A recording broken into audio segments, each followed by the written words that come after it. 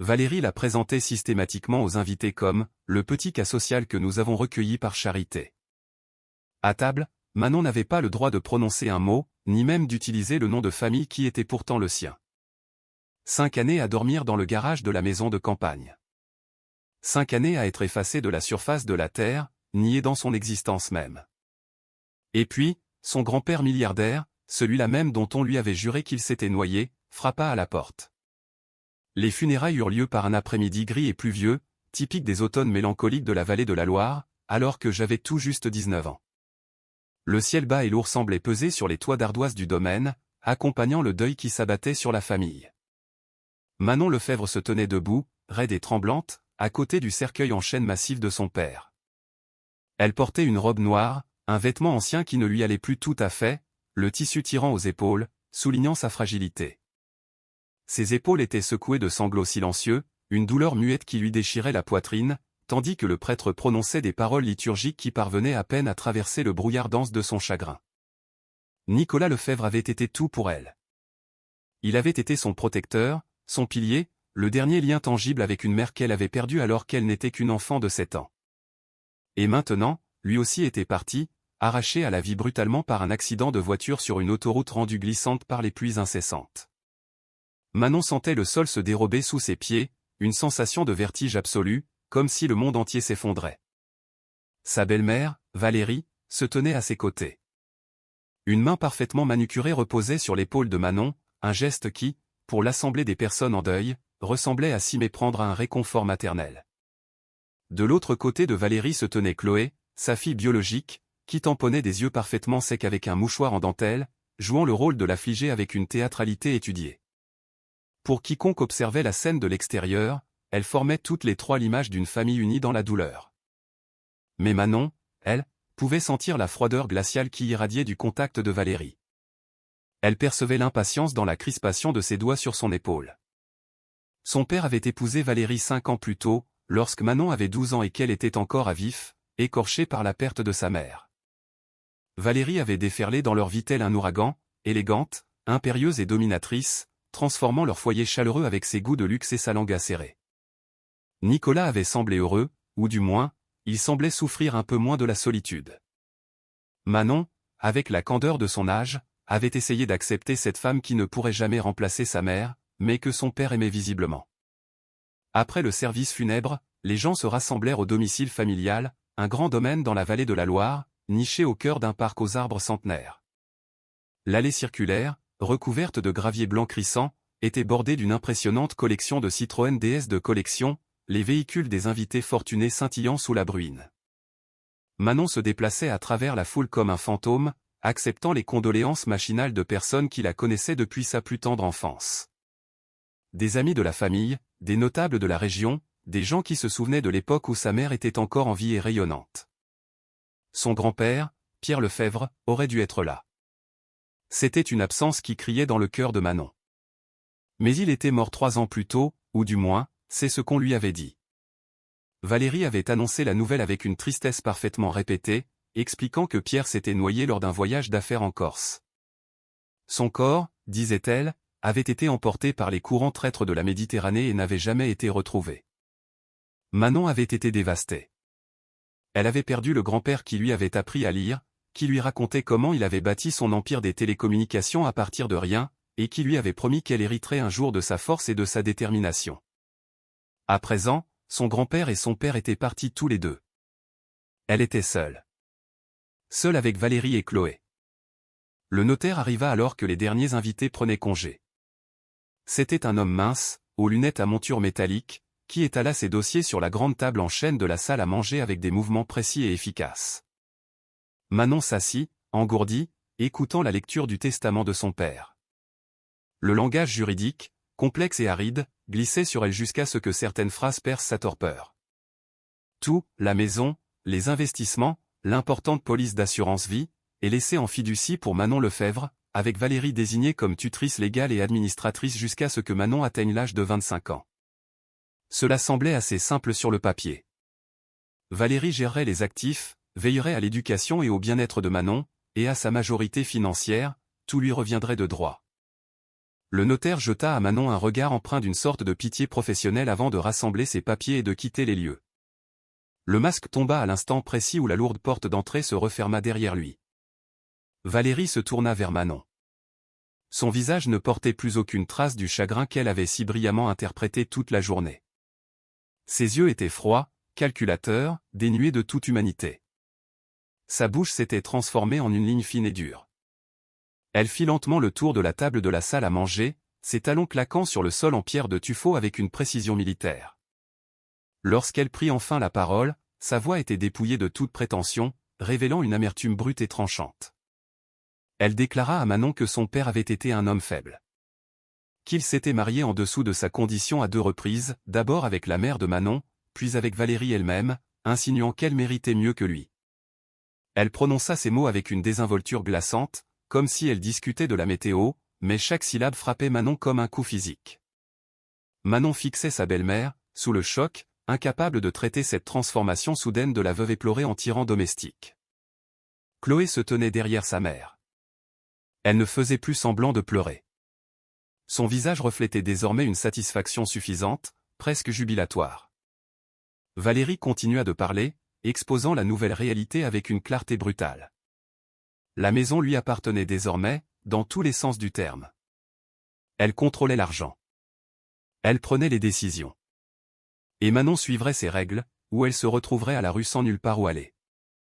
Lorsque Manon tenta de protester, essayant de mentionner ce que le notaire avait dit à propos de la fiducie et de ses droits, Valérie éclata de rire. C'était un son dénué de tout humour, c'est comme du bois mort. Les documents juridiques ne signifient rien, dit-elle. Manon avait 17 ans, bientôt majeure civilement mais dépendante financièrement, elle était seule, sans aucun parent vers qui se tourner, et sans grand-père pour la protéger. Ce premier soir, Valérie ordonna à Chloé de s'installer dans la chambre de Manon, la vaste pièce de l'aile principale où Manon dormait depuis sa naissance, là où sa mère lui avait lu des histoires le soir et où son père l'avait embrassée pour lui souhaiter bonne nuit. Chloé n'hésita pas une seconde. Elle s'appropria l'espace avec une joie triomphante. Les affaires de Manon furent arrachées des tiroirs et des armoires, fourrées sans ménagement dans des sacs poubelles noirs, comme des ordures prêtes à être jetées. Ses livres, ses vêtements, les peluches qu'elle avait gardées de son enfance, les photographies de ses parents. Tout finit dans ses sacs. Lorsque Manon tenta de sauver un cadre contenant une photo de sa mère, Valérie le lui arracha des mains et le laissa tomber dans un sac avec une telle force que le verre se brisa. Elle ordonna à Manon de porter les sacs jusqu'au garage de la maison de campagne. Tous les sacs. C'est là que tu dormiras désormais, décréta Valérie, sa voix dégoulinante de mépris. Les cas sociaux n'ont pas de chambre. Le garage de la maison de campagne possédait une petite salle de bain attenante, construite à l'origine pour le personnel de maison à l'époque où la demeure avait été bâtie, des décennies plus tôt. Selon Valérie, cela serait, plus que suffisant, pour quelqu'un dans la position de Manon. La jeune fille restait figée, incapable de croire à ce qui se passait, incapable de concilier cette cruauté soudaine avec tout ce qu'elle croyait savoir de sa vie. Mais Valérie n'avait pas fini. Elle établit des règles, chacune conçue pour dépouiller Manon d'un nouveau morceau de son identité et de son autonomie. Il était désormais interdit à Manon d'utiliser le nom de famille Lefebvre en public. Lorsqu'elle serait présentée à des visiteurs, elle serait décrite comme l'enfant d'un parent éloigné qu'ils aidaient, jamais comme la fille de Nicolas. Elle ne prendrait pas ses repas avec la famille. Elle devrait demander la permission avant d'utiliser la moindre ressource de la maison. Elle devrait se rendre utile en effectuant le ménage et les tâches domestiques. Et elle devrait être reconnaissante, insista Valérie, car, beaucoup de filles dans sa situation finissaient dans des circonstances bien pires. Cette nuit-là, seule dans l'espace converti du garage, Manon s'assit à même le sol en béton brut, entourée de ses sacs poubelles, essayant de traiter la destruction complète de son univers. Le garage était froid et sombre, éclairé par une unique ampoule nue pendue au plafond par un fil électrique. Des outils de jardinage s'alignaient le long des murs, râteaux, pelles, sécateurs. Des sacs d'engrais étaient empilés dans un coin, et des taches d'huile marquaient le sol là où les véhicules, peut-être même les Citroën DS de collection du grand-père à une époque, avaient été garés. La salle de bain attenante était minuscule et utilitaire, avec des carreaux fissurés et un lavabo taché de rouille. C'était sa maison maintenant. Cette boîte en béton qui sentait l'essence et l'huile de moteur. Elle sortit le collier de sa mère de l'un des sacs et le serra fort dans ses mains. La fine chaîne en or et le petit pendentif étaient le seul lien qui lui restait avec la femme qu'il avait aimée inconditionnellement. Elle pensa à son grand-père, Pierre, souhaitant désespérément qu'il soit encore en vie. Il n'aurait jamais permis que cela arrive. Il avait été une force de la nature, un milliardaire autodidacte qui avait bâti son empire par l'intelligence et la pure détermination. À la mort de la mère de Manon, Pierre avait été son roc, lui promettant qu'elle était une Lefèvre, et que ce nom signifiait quelque chose. Il signifiait force, résilience, héritage. Mais Pierre s'était noyé 3 ans plus tôt en Corse. Son corps perdu dans la Méditerranée. Et maintenant, Manon n'avait plus personne. Elle essaya d'appeler son ancien numéro de téléphone, une tentative désespérée de joindre l'au-delà, mais la ligne était coupée. Elle était vraiment seule. Les semaines devinrent des mois, et les mois devinrent des années. Manon apprit à naviguer dans sa nouvelle réalité avec les instincts de survie de quelqu'un qui n'a pas d'autre choix. Elle fréquentait le lycée public du village, tandis que Chloé allait dans une académie privée coûteuse de la ville voisine. Valérie interdisait formellement à Manon de mentionner la richesse de la famille à qui que ce soit, de parler de son père ou de sa vie d'avant. Au lycée, les professeurs supposaient qu'elle était une élève boursière issue d'un milieu défavorisé. Et Manon ne les corrigeait jamais. À quoi bon? Qui croirait qu'elle vivait dans un château de la Loire mais dormait dans un garage? Que sa belle-mère contrôlait des millions d'euros qui lui appartenaient de droit. Elle se concentrait sur ses études avec une détermination féroce, obtenant les meilleures notes dans chaque matière, car l'école était le seul endroit où elle pouvait prouver qu'elle était quelqu'un, qu'elle comptait. Son professeur d'histoire, M. Calapo, remarqua son potentiel et l'encouragea à postuler pour des classes préparatoires prestigieuses. Il remarqua aussi les ecchymoses sur ses mains et ses genoux, dus au récurage des sols, et la façon dont elle s'endormait parfois en classe, épuisée. Il remarqua qu'elle n'avait jamais d'argent pour le déjeuner. Un jour, il la prit à part et lui demanda si tout allait bien à la maison, ses yeux pleins d'inquiétude. Manon mentit avec fluidité, prétendant qu'elle était maladroite et qu'elle travaillait à temps partiel pour aider sa famille. M. Calapo ne sembla pas convaincu, mais Manon savait qu'il ne fallait surtout pas dire la vérité. Valérie l'avait avertie à maintes reprises des conséquences si elle partageait leurs affaires avec des étrangers. L'assistance sociale serait pire que le garage, disait-elle. Valérie lui promettait les foyers d'accueil, les abus, les déplacements incessants sans aucune stabilité. Au moins ici, Manon avait un toit au-dessus de sa tête et des repas réguliers, même si elle devait les manger debout dans la cuisine, une fois que la famille avait terminé. Au moment où Manon atteignit ses 19 ans, l'effacement était presque complet. À la maison, elle existait dans un état d'invisibilité perpétuelle, autorisée à être vue uniquement lorsque Valérie avait besoin d'elle pour servir les invités ou accomplir une tâche ingrate. Valérie organisait de fréquents événements mondains, des galas de charité, des dîners d'affaires, des garden parties où ses amis fortunés se réunissaient pour réseauter et cancaner. Lors de ces occasions, Manon était forcée de porter une robe noire unie et de servir les boissons et les amuse-gueules comme une employée de maison.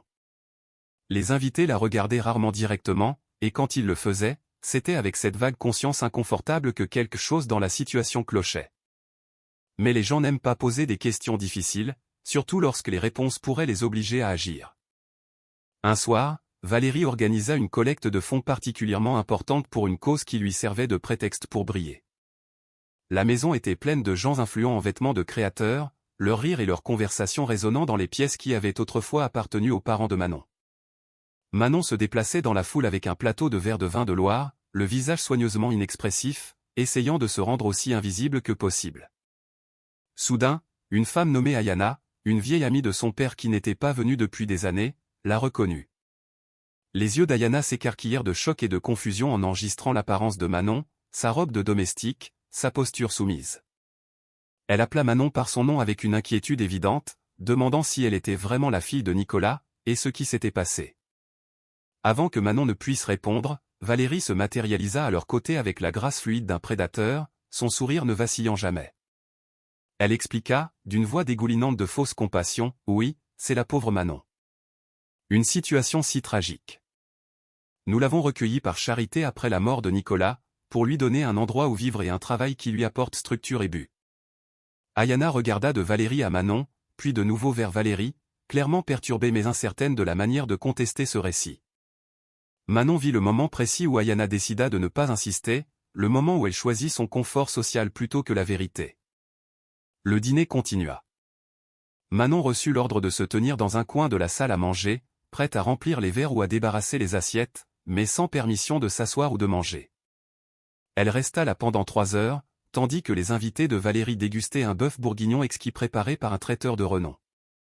L'odeur riche de la viande mijotée au vin rouge emplissait la pièce, un supplice pour l'estomac vide de Manon. Chloé, revenue de son école privée pour le week-end, fit un spectacle en se plaignant bruyamment que, la bonne, la fixait, disant que cela mettait tout le monde mal à l'aise. Valérie répondit avec une déception feinte, ordonnant à Manon d'aller attendre dans le garage jusqu'à ce qu'on ait besoin d'elle pour le nettoyage.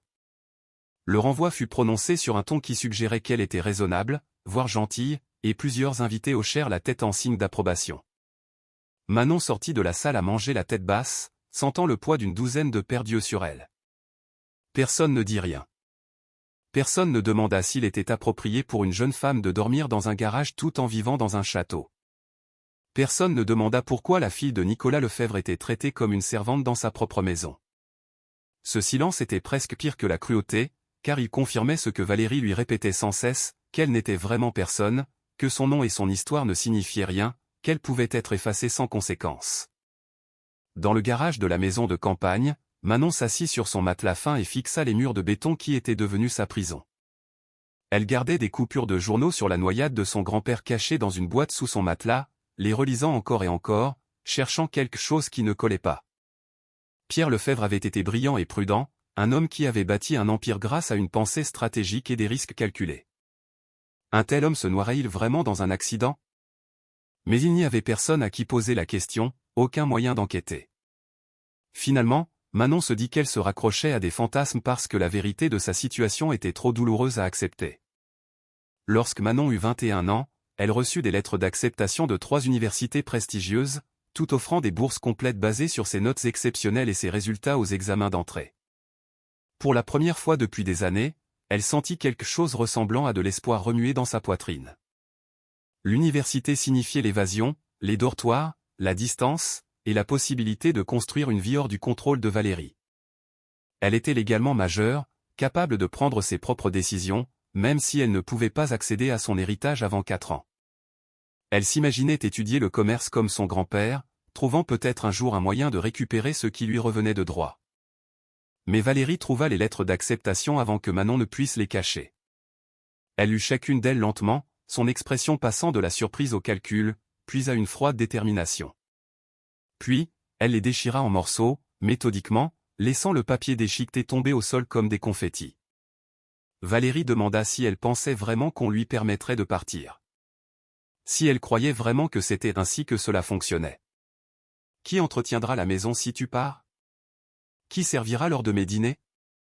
Et surtout, qui sera là pour s'assurer que tu ne commences jamais à poser des questions sur ton fonds de fiducie, sur l'endroit où va réellement l'argent, sur les propriétés que j'ai discrètement vendues? Le masque de Valérie glissa un instant, révélant le prédateur calculateur sous la façade élégante. Elle força Manon à écrire des lettres de refus aux 3 universités, se tenant au-dessus de son épaule pour s'assurer que les mots étaient suffisamment décourageants. La main de Manon tremblait alors qu'elle écrivait, ses rêves s'effritant en poussière à chaque trait de stylo. Lorsqu'elle eut fini, Valérie sourit et lui dit qu'il était temps d'accepter la réalité. Manon n'était pas de la famille, elle était du personnel qui vivait là par hasard. Et plus vite elle ferait la paix avec sa place, plus sa vie serait facile. Cette même année, Chloé se fiança au fils d'un riche promoteur immobilier, une union qui étendrait considérablement l'influence sociale et financière de Valérie. Valérie annonça des plans pour une fête de fiançailles élaborée à la maison. N'épargnant aucune dépense pour la décoration et le traiteur, elle ordonna à Manon de servir lors de la fête, portant ce qui ne pouvait être décrit que comme un costume de soubrette, une robe noire avec un tablier blanc et un col qui ressemblait à quelque chose sorti d'un drame historique. Lorsque le paquet arriva et que Manon vit la tenue, quelque chose en elle se brisa enfin. Elle confronta Valérie dans la cuisine, sa voix tremblante mais déterminée, disant que c'était la maison de son père, le foyer de sa mère, qu'elle avait des droits, peu importe ce que Valérie prétendait. Les mots sortirent en un torrent, des années de colère, de chagrin et d'injustice refoulées bouillonnant à la surface. La réponse de Valérie fut immédiate et brutale. Elle gifla Manon au visage avec assez de force pour laisser une marque rouge, puis se pencha tout près et parla d'une voix qui dégoulinait de venin. « Tu n'as rien. Tu n'es rien. Les droits appartiennent aux gens, et tu es un fantôme qui nettoie les sols et sert les boissons. Elle existait dans cet espace liminal depuis 5 ans maintenant, effacée si complètement que personne ne se souvenait même qu'elle avait un jour été quelqu'un. Qui la croirait si elle essayait de prétendre le contraire? Qui s'en soucierait? La gifle elle-même n'était pas ce qui brisa Manon. C'était la certitude absolue dans la voix de Valérie. La confiance inébranlable qu'elle avait gagnée si complètement que Manon n'avait plus aucun coup à jouer. Cette nuit-là, Manon s'assit dans le garage, serrant le collier de sa mère, et envisagea sérieusement de s'enfuir. Mais où irait-elle?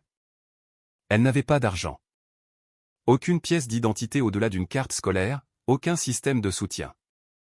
5 années d'isolement l'avaient coupée de chaque ami et connexion qu'elle avait eue autrefois. Ce que Manon ignorait, c'est que pendant qu'elle vivait dans ce garage, lentement effacé de l'existence, son grand-père Pierre Lefebvre était bel et bien vivant. Il ne s'était pas noyé au large de la Corse 5 ans plus tôt. Il avait subi un accident vasculaire cérébral massif lors d'une réunion d'affaires à Ajaccio. L'AVC avait été assez grave pour le plonger dans le coma pendant 6 mois, son corps maintenu par des machines tandis que son cerveau luttait pour se réparer. Lorsqu'il s'était enfin réveillé, sa mémoire était fracturée. Des pans entiers de sa vie étaient éparpillés comme des pièces de puzzle qu'il n'arrivait pas tout à fait à assembler. Il se souvenait de ses affaires, de la construction de son empire, mais les détails de sa vie personnelle étaient d'un flou frustrant. Il savait qu'il avait eu un fils, savait qu'il y avait quelqu'un d'important qu'il devait retrouver, mais les détails lui échappaient. Son partenaire commercial, Chic, était resté à ses côtés tout au long de sa convalescence, aidant à reconstruire la vie de Pierre à partir de dossiers financiers et de photographies. Il fallut des mois de physiothérapie avant que Pierre ne puisse marcher à nouveau. Des mois encore avant que sa parole ne redevienne normale. Et il fallut près de 2 ans avant que ses souvenirs ne commencent à revenir avec clarté. Lorsqu'il se souvint enfin de son fils, Nicolas, il se souvint clairement de sa petite fille. La joie du souvenir fut immédiatement suivie d'une urgence désespérée. Il devait les retrouver. Il devait renouer avec la famille dont il avait été séparé. Mais Chic avait des nouvelles dévastatrices. Nicolas était mort dans un accident de voiture plusieurs années plus tôt. Le chagrin de Pierre fut aggravé par la culpabilité et la rage du temps perdu, de ne pas avoir été là quand son fils avait besoin de lui. La question suivante de Pierre fut immédiate, et Manon? Où est ma petite fille? L'enquête de Chic révéla que Manon avait soi-disant déménagé après la mort de son père pour vivre avec des parents éloignés, sa localisation étant inconnue. Mais quelque chose dans cette explication ne collait pas pour Pierre. Sa petite fille aurait essayé de le retrouver, elle aurait cherché à le contacter à la mort de Nicolas, à moins qu'elle ne pense qu'il était mort lui aussi. Pierre commença à passer des appels et découvrit que quelqu'un avait répandu l'information de sa noyade, avait envoyé de la documentation à divers contacts prétendant que son corps avait été perdu en mer. Les pièces commencèrent à s'assembler avec une clarté écœurante. Valérie, la seconde épouse de Nicolas, une femme en qui Pierre n'avait jamais eu confiance malgré les assurances de son fils, avait dû bloquer tout contact, avait dû délibérément empêcher Manon de savoir qu'il était vivant. Mais pourquoi? La réponse devint claire lorsque Pierre examina le testament de Nicolas et les documents de la fiducie. Valérie contrôlait tout jusqu'à ce que Manon ait 25 ans. Et d'après les registres de propriété et les transferts financiers, elle avait systématiquement vidé la succession. Elle avait toutes les raisons de garder Manon isolée et ignorante pour l'empêcher de réclamer son héritage ou de trouver quelqu'un qui pourrait l'aider. Pierre engagea une détective privée nommée Sandrine, une femme perspicace avec des décennies d'expérience dans la recherche de personnes disparues. Il lui donna une seule directive, trouvez ma petite fille et découvrez ce qui se passe vraiment. L'enquête de Sandrine dura 3 mois, et ce qu'elle découvrit glaça le sang de Pierre. Valérie vivait toujours dans la maison de Nicolas, le domaine où le fils de Pierre avait élevé sa fille. Mais il n'y avait aucune trace publique de Manon nulle part. Pas d'inscription universitaire, pas d'historique d'emploi, pas de présence sur les réseaux sociaux, rien. Pour une jeune femme de 22 ans, ce niveau d'invisibilité était profondément suspect. Sandrine surveilla la maison pendant des semaines, documentant les allées et venues. Elle vit Valérie organiser des fêtes somptueuses, vit Chloé arriver dans des voitures coûteuses, vit le personnel de traiteur, les femmes de ménage et les jardiniers. Mais pas de Manon. Puis un soir, juste au moment où Sandrine s'apprêtait à ranger son appareil photo, elle vit un mouvement près du garage de la maison de campagne. Une jeune femme émergea, portant des produits de nettoyage. Et même de loin, Sandrine put voir la ressemblance familiale avec les photos que Pierre avait fournies. Elle était plus maigre que sur les vieilles photos, ses mouvements prudents et soumis, mais c'était définitivement Manon. Sandrine regarda la jeune femme marcher jusqu'à la maison principale, frapper à la porte arrière comme une domestique, et attendre la permission d'entrer. L'instinct de l'enquêtrice hurlait que quelque chose n'allait terriblement pas. Elle élargit son enquête, interrogeant les voisins sous divers prétextes. Une voisine âgée nommée Monique se révéla particulièrement informative. Elle connaissait la famille depuis des décennies, avait vu Manon grandir. Monique confirma, les larmes aux yeux, que Manon vivait dans le garage, qu'elle était traitée comme le personnel de maison, que tout le voisinage savait que quelque chose n'allait pas, mais que personne n'était intervenu. Lorsque Sandrine demanda pourquoi, Monique admit qu'elle avait honte. Valérie était puissante et vindicative, et les gens avaient peur de se faire des ennemis. Sandrine retourna voir Pierre avec ses conclusions, présentant des photographies, des témoignages et des dossiers financiers qui brossaient un tableau accablant. Valérie isolait et maltraitait systématiquement Manon tout en détournant l'argent de son fonds de fiducie.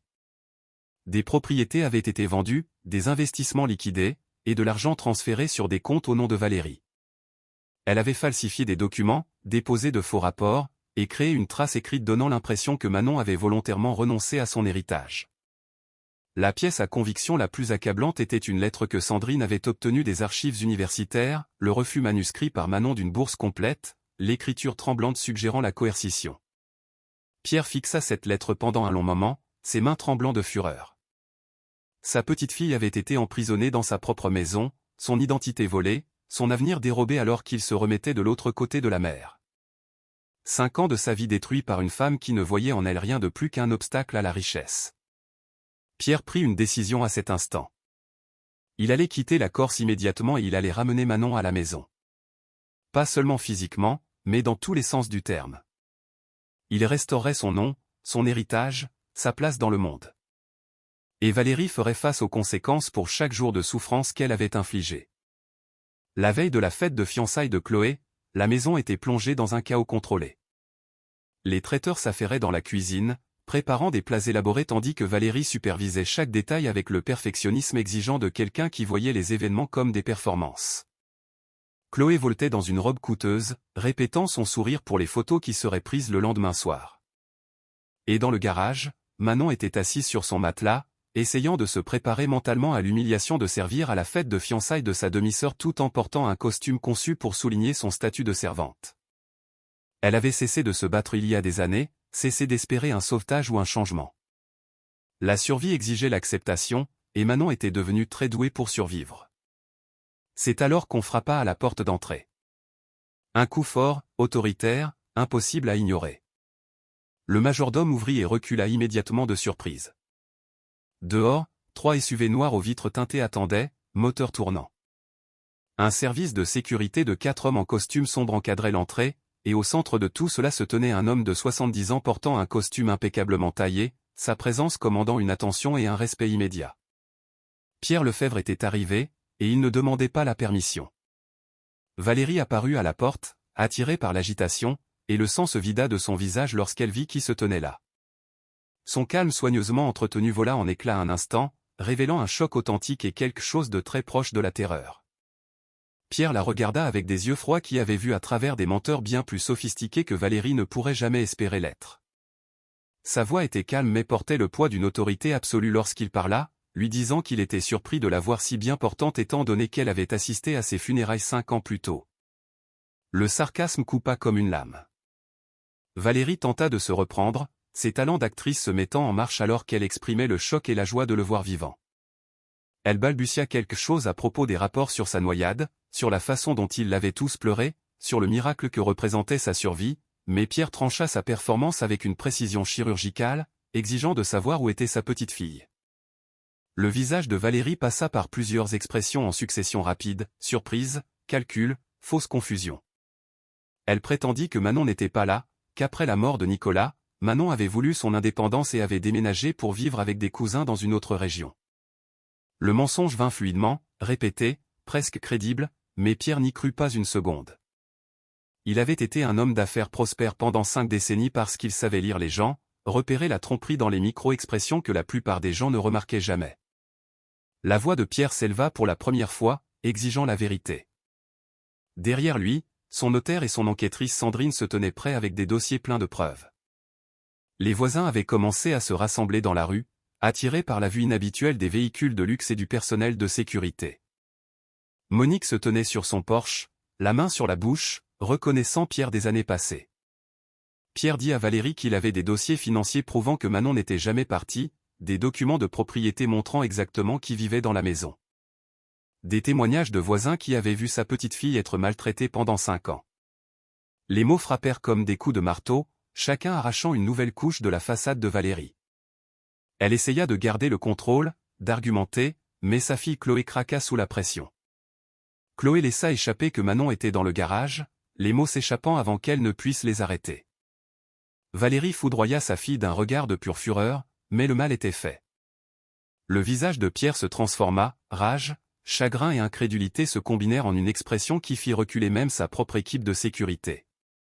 Il répéta les mots lentement, comme pour tester s'ils pouvaient être réels. Sa petite fille vivant dans un garage, dans sa propre maison familiale? Il bouscula Valérie sans demander la permission, traversant à grandes enjambées la maison qu'il avait visitée maintes fois du vivant de son fils. Il savait exactement où était le garage. Pierre ouvrit la porte du garage et s'arrêta net. L'unique ampoule fournissait à peine assez de lumière pour voir, mais ce qu'il vit brisa quelque chose de fondamental en lui. Sa petite fille, la fille de Nicolas, la petite fille à qui il avait appris à lire et promis protection, était assise sur un matelas nu à même le sol en béton.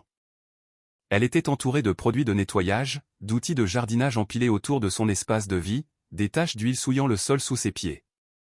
Elle portait un vieux sweatshirt et un jean qui avaient connu des jours meilleurs, et lorsqu'elle leva les yeux au bruit de la porte qui s'ouvrait, son regard était écarquillé de confusion et de peur.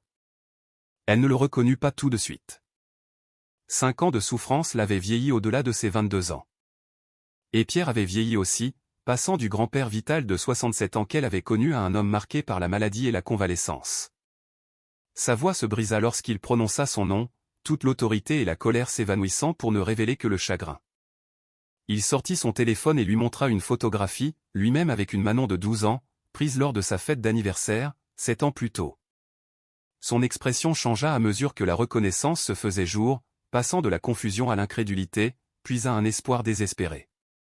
Elle murmura son nom comme une question, comme une prière, demandant s'il était réel parce qu'on lui avait dit qu'il s'était noyé, qu'il était mort. Pierre traversa l'espace qui les séparait et s'agenouilla sur ce sol en béton taché d'huile, serrant sa petite fille dans ses bras. 5 ans de douleur et d'isolement jaillirent de Manon en grands sanglots alors qu'elle s'agrippait à la veste de costume de son grand-père. Elle lui raconta tout par fragments brisés. Comment Valérie l'avait effacé. Comment on lui avait interdit d'utiliser son propre nom. Comment personne n'avait aidé. Comment on lui avait fait sentir qu'elle n'était rien pendant si longtemps qu'elle avait presque commencé à le croire. Pierre la tint et pleura. Ce puissant milliardaire qui avait bâti un empire s'effondrait en larmes devant la souffrance de l'enfant qu'il n'avait pas su protéger. Il lui promit que plus personne ne lui ferait jamais de mal, qu'il était là maintenant et que tout serait réparé. Il lui dit qu'il connaissait son nom. Manon Lefebvre, sa petite fille, son sang, son héritière, et il promit que le monde entier allait bientôt connaître ce nom aussi, saurait exactement ce qu'on lui avait fait, et qui en paierait le prix. Il l'aida à se lever et la conduisit hors de ce garage, à travers la maison où elle avait été effacée, devant la belle-mère qui avait essayé de la détruire. Valérie se tenait figée dans le hall, le visage cendré, comprenant enfin que son château de mensonges s'effondrait autour d'elle. Pierre appela la police depuis l'intérieur du garage, refusant de laisser Manon hors de sa vue ne serait-ce qu'un instant. Les officiers arrivèrent en 15 minutes, et Sandrine commença à présenter les preuves avec l'efficacité méthodique de quelqu'un qui s'était préparé exactement pour ce moment.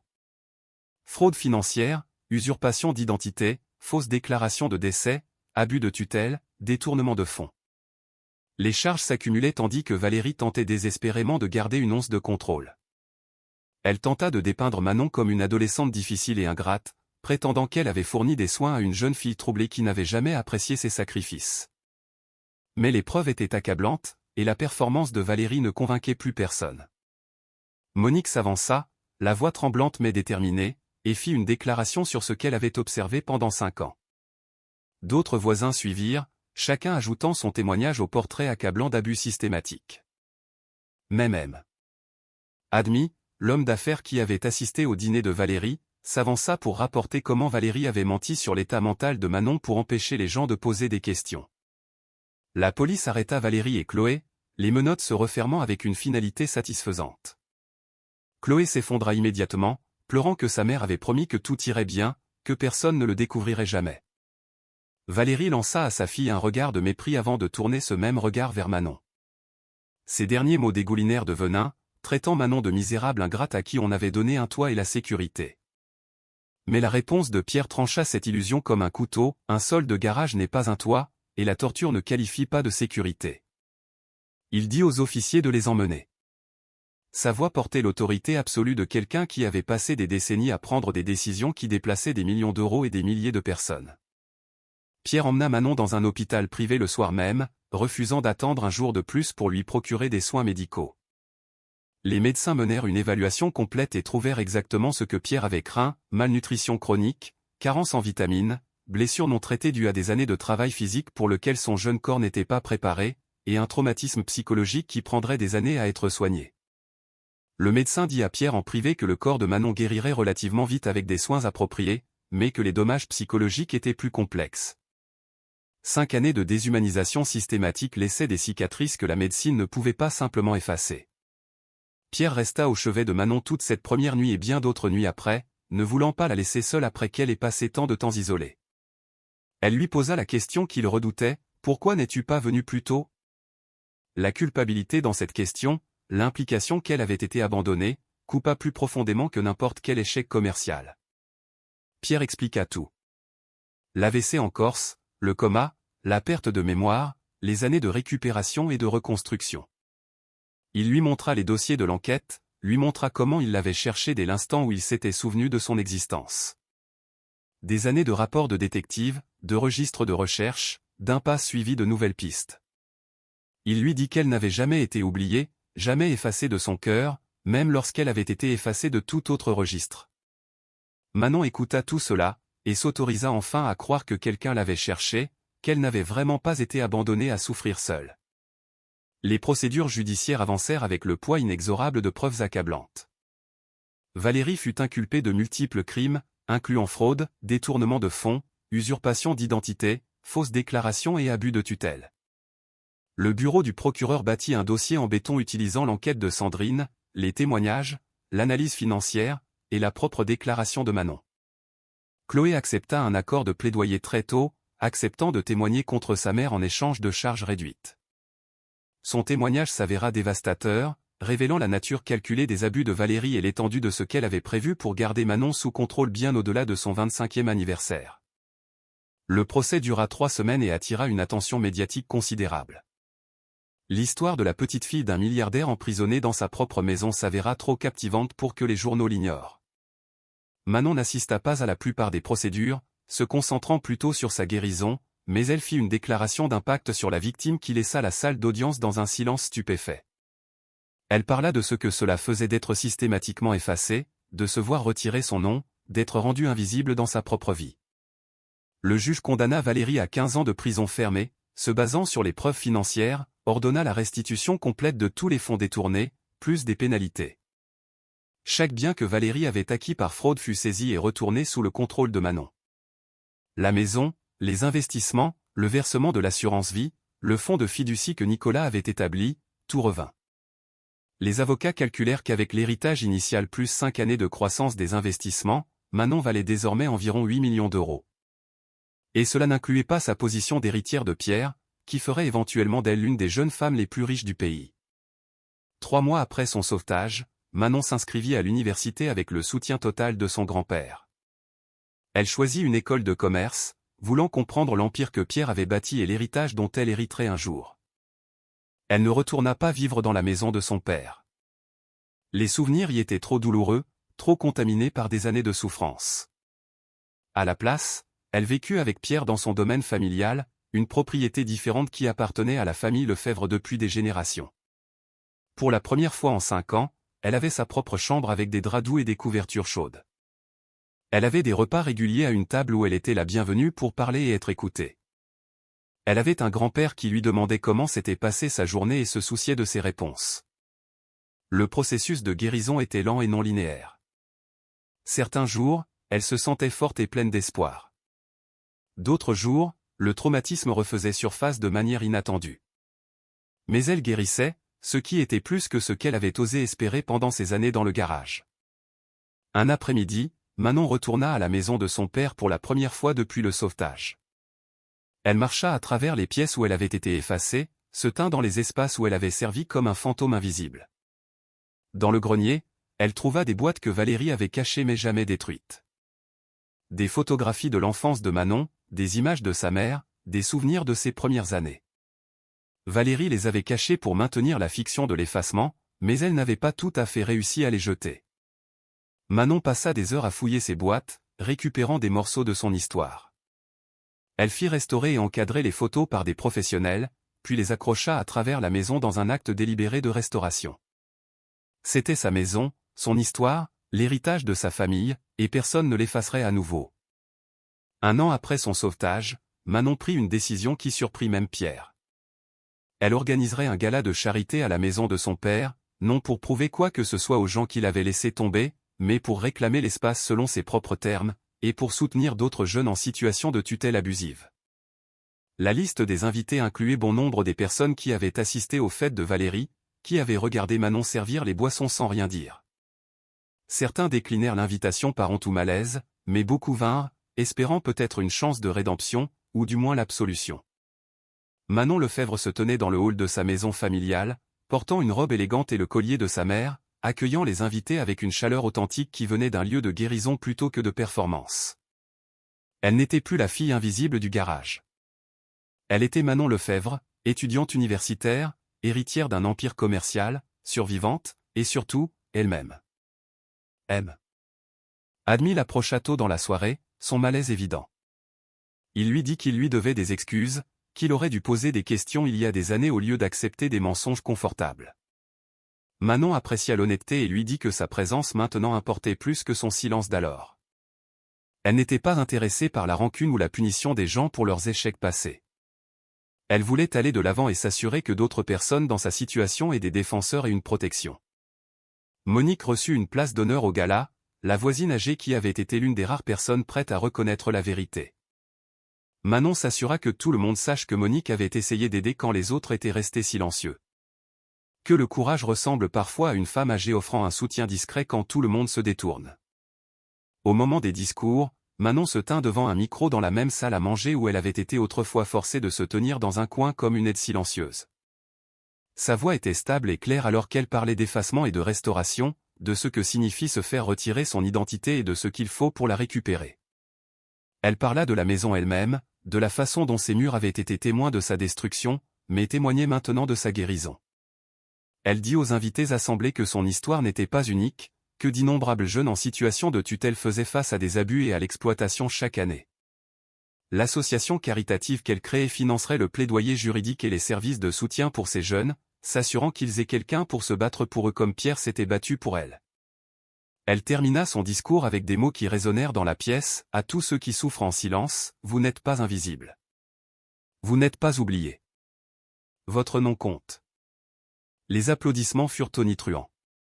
Et plus d'un invité essuya des larmes. Après le départ des convives et le nettoyage par les traiteurs, Manon marcha vers le garage avec Pierre à ses côtés. L'espace avait été complètement transformé. Ce n'était plus une prison, mais un atelier d'art lumineux rempli de toiles et de lumière naturelle. Manon s'était mise à la peinture pendant sa convalescence, trouvant que mettre des images sur la toile aidait à traiter un traumatisme que les mots ne pouvaient pas tout à fait capturer. Les murs étaient couverts de son travail, des portraits de sa mère basés sur de vieilles photographies, des pièces abstraites représentant différentes étapes de son voyage de guérison, et une grande toile représentant le garage tel qu'il avait été, sombre et confinant, avec une porte s'ouvrant sur une lumière brillante au-delà. Pierre resta à regarder cette peinture pendant un long moment, sa main posée sur l'épaule de Manon. Elle lui parla du symbolisme, comment le garage représentait non seulement sa prison personnelle, mais toute situation confinante qui essaie de réduire quelqu'un à néant. Et la lumière représentait non pas le sauvetage exactement, mais la possibilité qui existe toujours, même dans les circonstances les plus sombres, la possibilité que quelqu'un frappe à la porte, que la vérité refasse surface, que la justice finisse par arriver. Ils restèrent là ensemble dans un silence confortable. grand-père et petite-fille, deux survivants qui s'étaient retrouvés à travers des circonstances impossibles. L'image finale était celle de la restauration dans sa forme la plus pure. Ils marchèrent ensemble dans le jardin alors que la lumière du soir rendait tout doré. Ce même jardin où Manon avait travaillé comme main-d'œuvre non rémunérée était maintenant entretenu par du personnel correctement payé, et elle s'y promenait en tant que propriétaire légitime. Ils parlèrent de l'école de commerce, des plans de Manon pour l'avenir, de l'entreprise de télécommunications qu'elle aiderait un jour à diriger. Pierre partagea des histoires sur la construction de son empire à partir de rien, sur les échecs et les leçons qui avaient façonné son succès, sur l'héritage qu'il voulait laisser derrière lui. Mais plus que des conseils d'affaires, il lui donna quelque chose de plus précieux, la certitude absolue qu'elle était valorisée, que son nom portait du poids et du sens, qu'elle appartenait à une famille et à une histoire que personne ne pouvait effacer. Manon écouta et absorba chaque mot, les stockant comme des trésors. Elle pensa à la fille qu'elle avait été 5 ans plus tôt, debout aux funérailles de son père sans aucune idée de la façon dramatique dont sa vie allait changer. Elle pensa aux années dans le garage, à l'effacement systématique, au poids écrasant de l'invisibilité. Et elle pensa à qui elle était maintenant. Cicatrisée mais guérissant, abîmée mais pas détruite. Apprenant encore qui était vraiment Manon Lefèvre sous les couches de traumatisme. Le voyage n'était pas fini. La guérison prendrait des années, peut-être une vie, mais elle était sur le chemin, marchant aux côtés de quelqu'un qui ne la laisserait plus jamais être oublié. Ils avaient essayé d'effacer son nom, essayé de la réduire à néant, essayé de lui faire croire qu'elle n'avait aucune valeur au-delà de ce qu'elle pouvait fournir aux autres. Mais ils avaient oublié quelque chose de crucial à propos des noms, de l'identité et de l'héritage. Certaines choses ne peuvent pas être effacées, peu importe les efforts déployés. Un nom écrit dans des documents juridiques et des dossiers financiers peut être enterré. Mais un nom écrit dans le cœur de quelqu'un, porté dans la mémoire de quelqu'un, protégé par l'amour de quelqu'un. Ce genre de nom est indestructible. Manon Lefèvre avait toujours été quelqu'un, avait toujours compté, avait toujours porté l'amour de ses parents et l'héritage de son grand-père. Elle avait juste eu besoin que quelqu'un se souvienne, que quelqu'un se batte à travers les mensonges, les barrières et la distance pour la ramener dans la lumière. Valérie avait passé 5 ans à essayer de faire disparaître Manon. Mais tout ce qu'elle avait accompli, c'était sa propre destruction. Car à la fin de l'histoire, la fille du garage marchait libre tandis que la femme qui l'avait emprisonnée était assise dans une cellule. La justice avait pris son temps pour arriver, avait bougé avec une lenteur frustrante, mais elle était arrivée. Et Manon se tenait dans le jardin de sa famille avec le bras de son grand-père autour de ses épaules, le collier de sa mère à son cou, la force de son père dans sa colonne vertébrale, et son propre nom. Son vrai nom, celui qui comptait, restauré enfin. Valérie a passé 5 ans à essayer d'effacer une identité, mais elle n'a pas pu effacer sa valeur. Cette histoire prouve que la vérité finit toujours par refaire surface et que la justice, bien que retardée, n'est jamais refusée. Si cette histoire vous a ému, cliquez sur le bouton j'aime et abonnez-vous pour plus d'histoires incroyables de survie et de triomphe. Laissez un commentaire pour nous dire ce que vous auriez fait si vous aviez été la voisine de Manon, Monique. Auriez-vous gardé le silence ou auriez-vous parlé? Partagez cette vidéo avec quelqu'un qui a besoin d'entendre qu'il compte, que son nom compte, peu importe qui essaie de l'effacer. La prochaine vidéo sort dans 3 jours. Vous ne voudrez pas la manquer. D'ici là, souvenez-vous, vous n'êtes jamais invisible. Vous n'êtes jamais oublié.